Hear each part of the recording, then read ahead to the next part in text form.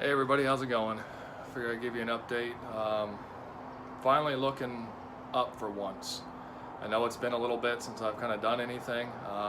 Hurricane Michael came through the panhandle of Florida, also tore up Georgia, Carolinas, all the way up to Virginia. I spent the last 2 weeks with work up in the panhandle, working, trying to help the client get unburied for the most part and up and running. So unfortunately this engine build is way behind schedule. However, I do have some good news.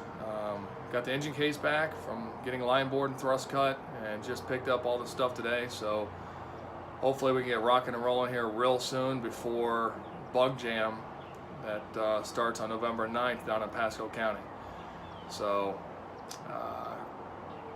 may or may not be calling in sick Friday. So we can get this thing done and get it, the engine broke in and installed in the lady's car, so she can have a car for Bug Jam.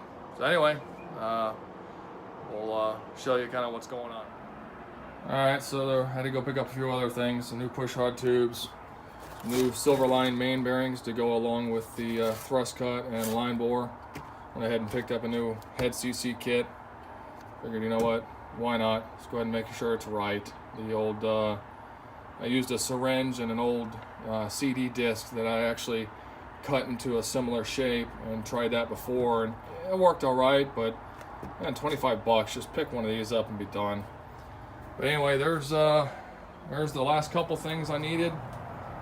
And then if we come over here, actually see there's the old case, the worn out lifter bore that you saw in the other video. And there is the nicely done thrust cut line bore.